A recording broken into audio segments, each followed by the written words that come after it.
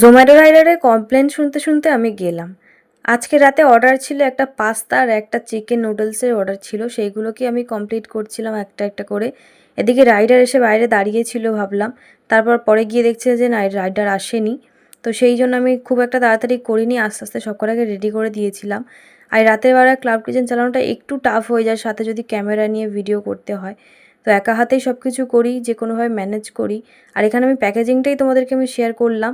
যখন মাঝখানে স্টিকার দেওয়া থাকবে কন্টেনারে ঢাকার ওপরে, তখন টেপটাকে এইভাবে ইউজ করবে, তাহলে কন্টেনারটাও সিকিউর থাকবে আর টেপটাও নষ্ট হবে না, যেহেতু ব্র্যান্ডিংয়ের ব্যাপার থাকে। তো এইভাবেই আমি ইউজ করি। আর যে ঢাকনাগুলোতে মানে কোনো ব্র্যান্ডিং থাকে না, মানে স্টিকার থাকে না, তখন আমি এটাকে পুরোটাই কভার করে দিয়ে দিই। আর এই টেপটাকে ইউজ করা খুবই ম্যান্ডেটরি, কারণ ঢাকাটা খুলে যেতে পারে, খাবারটা পরে নষ্ট হতে পারে। সেই কারণে টেপটাকে ভালো করে সিকিউর করে লাগানো উচিত। অনেকের ভিডিওতে রিভিউ দিতে শুনেছি যে এই টেপগুলোকে ভালো করে না লাগানোর জন্য খাবার লিক হয়ে পড়েছে, লিকুইড জাতীয় খাবার। সেই কারণে আমিও চাই না আমার ক্লাউড কিচেনে কোনো ব্যাড রেটিং আসুক শুধুমাত্র খাবার পড়ে যাওয়ার কারণে। তাই আমি ভালো করে সিকিউর করে দেওয়ার চেষ্টা করি। আর এখানে এই জিপ লকগুলোকে আমি ইউজ করি।